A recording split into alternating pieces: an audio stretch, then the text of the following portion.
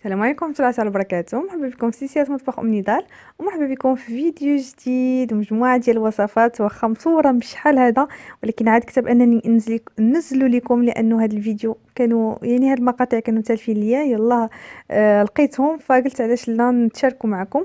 وهو بلاطو ديال مجموعة من المملحات اللي كتجي رائعة جدا ولذيذة، واللي ممكن تحضروها في المناسبات ديالكم، في لي بوفي ديال اعياد الميلاد، او لا للضياف ديالكم. ايضا شيوات اللي ممكن تستعملوها، او لا وصفات مالحه اللي ممكن تحضروها في رمضان. فوصفات رائعه جدا وناجحه. فغنخليكم مع المقادير، طريقه تحضير، وفرجه ممتعه. اذا على بركه الله فغنبداو باول وصفه، واللي هي لي شوسون اللي غنحضرهم بالكفته، وغادي نديرهم بعجين اللبن السحري اللي كنت ديجا تشاركت معكم، واللي غادي نخلي لكم الرابط ديالو في صندوق الوصف، اللي كيجي رائع جدا وناجح، وهو اللي بزاف منكم جربتوه وعجبكم. فغادي نخلي لكم الرابط ديال الوصفه ديالو اولا التحضير ديالو في صندوق الوصف، وغادي ندوزو نشوفوا الحشوه. بالنسبه للحشوه فكناخذ مقله اللي كنقطع فيها بصله، كنخليها كتشحر في زيت الزيتون، الملح والبزار حتى كتشحر مزيان. ثم كنضيف ليها فلفله حمراء مقطعه لقطع صغيره جدا. كنضيف الكفته، وهنا ممكن ايضا تعمرون بالحشوه اللي بغيتو. غادي نخلي لكم الرابط ايضا ديال واحد الوصفه بحشوه ديال الطون. هاد لي شوسون معمرين بحشوه ديال الطون، حتى هي كتجي رائعه جدا. خلي لكم الرابط ديالها في صندوق الوصف. كنبداو نخلطوا اولا كنحركوا هاد الكفته مع البصله والفلفله باش هكذا كطيب لينا الكفته وفي نفس الوقت كتفتت. ثم كنضيف ليها في الاخير، من بعد ما كطيب لينا الكفته، شويه ديال المعدنوس، التوابل اللي هي الملح، البزار، شويه ديال الكمون، شويه ديال الفلفله حمراء اولا التحميره، شويه ديال الخرقوم، طبعا شويه ديال زيت الزيتون. كنحرك مزيان وكنزول المقله ديالي من على النار. كنطلق العجين وكنقطعو دوائر، وكنوضع شويه من الحشوه، كندير شويه ديال الجبن الاحمر محكوك، وكنطوي العجين ديالي على جوج. وطبعا كنثبتو بفورشيط مزيان، كنتكو بفورشيط، كنصفوهم في انيه ديال الفرن. وطبعا قبل ما ندخلوهم الفرن فكندهنوا الوجه ديالهم بشويه ديال البيض، وكنرشوا الخشخاش اولا اللي متوفر عندكم، مثلا زنجلان بيض اولا زنجلان العادي، وكندخلوهم الفرن حتى كيطيبوا وكيتحمروا. ونشوفوا الشكل النهائي ديالهم في اخر الفيديو.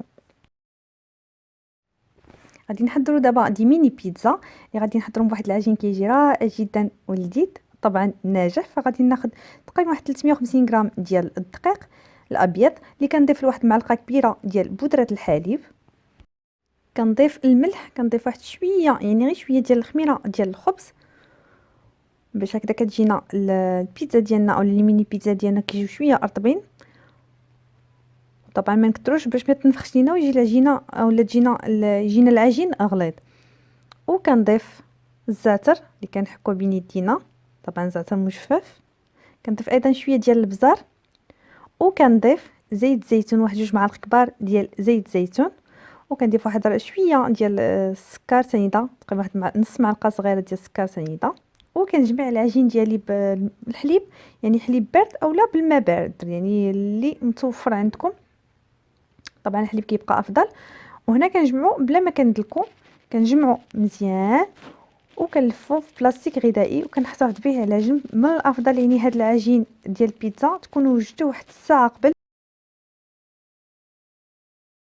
في البلاطو ديالي ايضا ديال هاد المملحات كاينين حاضرين بطبوط، ميني بطبوط، اللي غادي نحضرهم بجوج اشكال، شكل مدور وشكل مربع. فكنحتاج فيه 100 غرام ديال الدقيق الابيض، 200 غرام ديال الدقيق الاصفر اللي هو الدقيق الفينو، رشه ديال السكر سنيده، الملح، وواحد المعلقه كبيره ديال الخميره ديال الخبز.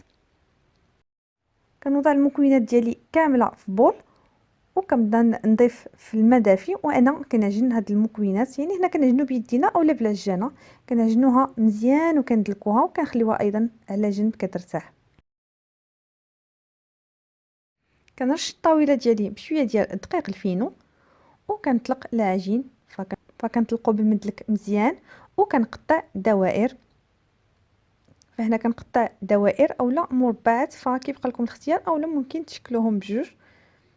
وهنا طبعا كتحكموا في القياس ديال القطاعه، بالقياس اللي بغيتو ديال هاد الميني بطبوط.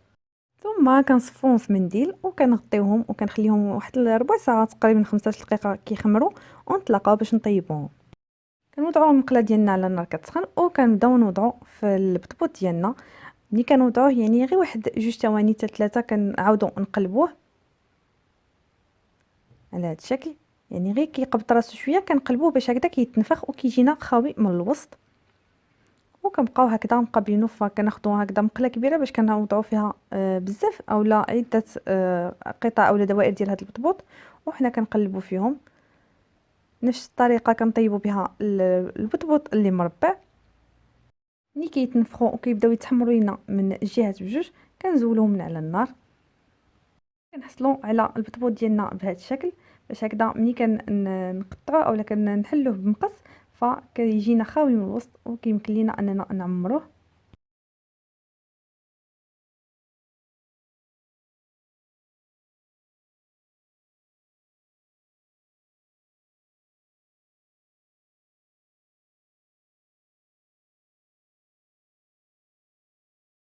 وكنرجعوا العجين ديال البيتزا ديالنا بعد ما خليناه ارتاح مزيان، كنطلقوه بمدلك وكنقطعوا دوائر يعني القياس اللي بغينا. كنصفوا الدوائر ديالنا في انيه ديال الفرن، ثم كنتكوهم بشوكه اولا بفرشات وكندخلوهم الفرن كنطيبوهم نص طيبه. فهنا كطيبوهم نص طيبه يعني يبقاو بويض هكذا. الا بغيتو تحتفظوا بهم في المجمد يبقاو لكم هكذا مده وقت ما بغيتوهم كتجبدوهم. انا هادو غادي نستعملهم مباشره، فمن بعد ما طيبتهم هنا كما كتشوفوا انني حمرتهم شويه، يعني ما تخليهمش يتحمروا هكذا، يعني من الافضل يبقاو شويه لانه غادي نديروا الحشوه وغادي نعاودوا نرجعوهم واحد شويه للفرن. هنا كنعمرهم باللي بغيت، فكناخذ هكا لاصوص طوماط صلصه طماطم ممكن تحضروها اولا تستعملوا جاهزه كيبقى لكم الاختيار. فغادي نخلي لكم رابط ديال الوصفه اللي كنستعمل، يعني صلصه ديال البيتزا اللي كتجي رائعه، نخليها لكم في صندوق الوصف. كندير شويه ديال لاصوص طوماط في البيتزا اولا في الدائره ديال البيتزا.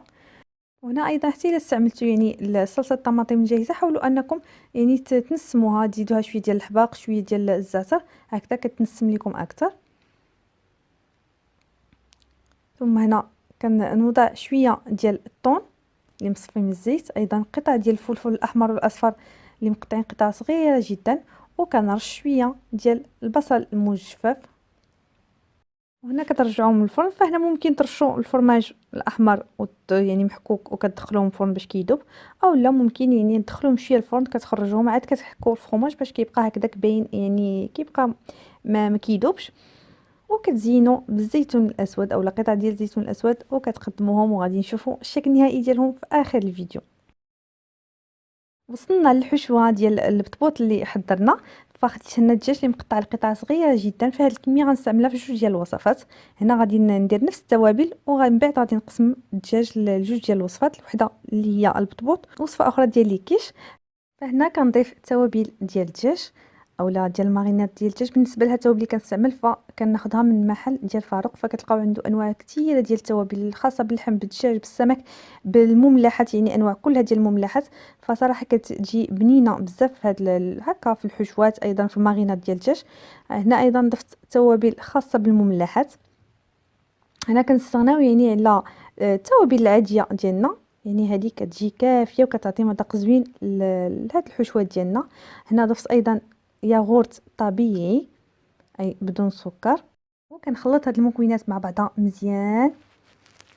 فهنا من الافضل ترقدوه يعني من قبل وتخليوه هكا كيتشرب، فإلا كنتو مرقدينه حتى الليله قبل كيكون افضل لانه كيتشرب اكثر هاد التوابل.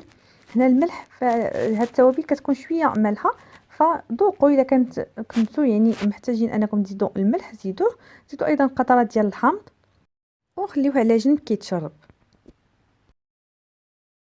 اذا بالنسبه للحشوه ديال البطبوط فخديت هنا مقله اللي كنوضع فيها فلفله حمراء وصفراء مقطعين قطع صغيره جدا، ايضا شويه ديال الفطر معلب اللي مقطع ايضا قطع صغيره. الا توفرتوا على الفطر الطبيعي كيكون افضل. ثم كنضيف زيت الزيتون، كنضيف البزار وكنضيف الملح وكنشحر هاد المكونات مع بعضها مزيان على النار. هنا من بعد ما كتشحر لي هاد المكونات مع بعضها مزيان فكناخذ كميه اولا نصف الكميه ديال الدجاج اللي حضرت وكنضيفها. فالدجاج كيكون تشرب دوك التوابل كيكون مذاقو رائع جدا. كنضيفها على هاد المكونات اللي في المقله وكنحرك مزيان حتى كطيب ولا حتى كيطيب ليا الدجاج. وهذه حشوه اللي كتجي رائعه جدا، ممكن تستعملوها في عده مملحات، يعني ماشي غير هكذا تعمروا بها البطبوط، ممكن تستعملوها في عده مملحات. فهنا يعني كنعطيكم افكار ديال عجائن او لا اشكال يعني اللي ممكن تحضروا بها مملحات، وكنعطيكم ايضا افكار ديال الحشوات اللي ممكن تستعملوها في عده عجائن مختلفه او عده مملحات مختلفه. ثم كنزولوا الحشوه ديالنا من على النار وكنعمروا بها البطبوط ديالنا، كتجي رائعه جدا. وهنا راه ما درتش المعدنوس يعني في الحشوه لانه غادي نزين به يعني هكذا من الفوق ديال البطبوط، غادي تشوفوه في الشكل النهائي ديالو. يعني في ملي غنشوفوا في اخر الفيديو البلاطو ديالنا غادي تشوفوا الشكل ديال هذا البطبوط ديالنا، وغادي ندوزو باش تشوفوا بقيه ديال الفيديو. هنا ايضا غادي نحضر واحد الوصفه اللي كتجي رائعه جدا، سهله وسريعه التحضير، اللي هي الكيش بدون عجين، واللي ديجا تشاركت معكم الوصفه. غادي نخلي لكم الرابط ديالها في صندوق الوصف، غادي نشوفوها هنا بصوره يعني المكونات اولا المقادير المضبوطه غادي نخلي لكم الرابط ديالها في صندوق الوصف، يعني غترجعوا للوصفه اللي ديجا تشاركت معكم. خديت هنا مول سيليكون باش كيسهل عليا اليد، مولات ديال هاد لي ميني كيش، ممكن تستعملوا مول عادي ولكن يعني كدهنوه. دونك هنا كناخذ المول وكنوضع فيه هنا شويه ديال الفلفل الاحمر والاصفر اللي قطعتهم قطع صغيره جدا، ايضا شويه ديال قطع ديال اللحم مدخن طبعا حتى هو مقطع قطع صغيره.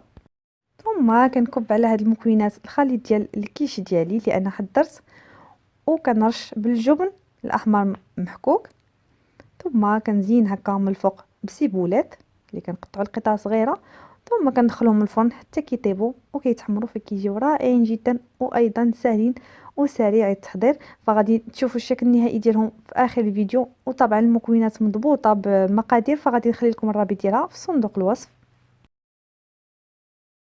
وصلت هنا لواحد جوج الاشكال ديال الكيش اللي غنشاركهم معكم. فهنا العجين ديال الكيش فانا غير خديته، فهذا عجين ديال الكيش اللي محضر بالعجين المورق. بالنسبه للوصفه ديالي ديال العجين ديال الكيش اللي كيجي رائع وناجح جدا، غادي نخلي لكم الرابط ديالها في صندوق الوصف. ايضا هنا الا بغيتو تستعملوا هادو اللي كيتباعوا جاهزين فممكن. هنا كما كتشوفوا وضعت فيهم لي زيبينار اللي قطعته القطع وشحرته بشويه ديال الزبده وشويه ديال البزر وشويه ديال الملحه، لانه كنعرفوا لي زيبينار كيكونوا مالحين فردوا البال معهم. وهنا كناخذ مقله اللي كنوضع فيها الدجاج اللي تبقى ليا اولا النصف الاخر اللي احتفظت به، يعني الدجاج اللي حضرت وعمرت به البطبوط اولا الميني بطبوط، فهذا النصف الثاني فغادي نشحرو مع شويه ديال زيت الزيتون، غنشحرو مزيان حتى يطيب. ثم كنوضعو هنا فوق من لي زيبينار على هذا الشكل، ثم كنوضع فوق منها شويه ديال لاباغاياكيش. لاباغاياكيش بالنسبه للوصفه ديالها غادي نخلي لكم رابط ديال واحد الشكل ديال لي كيش اللي انا ديجا حضرت، وغادي تشوفوا فيه هاد لاباغاياكيش يعني الطريقه ديالي في التحضير ديالها. وكندخلهم الفرن يعني حتى كي طيب لينا اولا كيتحمروا لينا هاد لي كيش ديالنا. الشكل الثاني فغادي نشكلهم على شكل دي طارتوليت، يعني اللي غادي ندير واحد الحشوه رائعه جدا. فهنا خديت الكروفيت طبعا اللي منقي، كنضيف له شويه ديال زيت الزيتون الملح والبزار وكنشحرو مزيان حتى كيطيب. هاد الحشوه كتجي رائعه جدا، يعني نصحكم انكم تجربوها لانه كتجي لذيذه بزاف. ممكن نستعملوها هكا كحشوات في دي طارتوليت او لا نستعملوها يعني في لي فولوفون كحشوه ديال لي فولوفون، حتى هي كتجي رائعه جدا. انا حضرت لاصوص بيشاميل، يعني حضروها بالطريقه اللي كتنجح معكم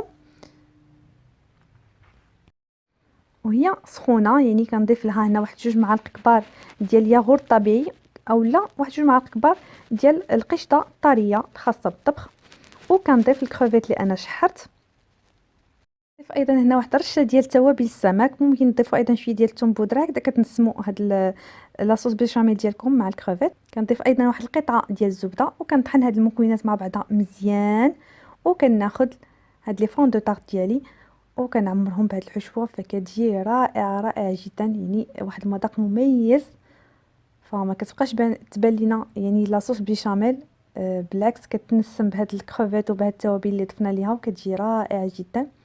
ممكن هنا تضيفوا شويه ديال الفرomاج محكوك او لا يعني هكا ديروه من الفوق، فكيبقى لكم الاختيار.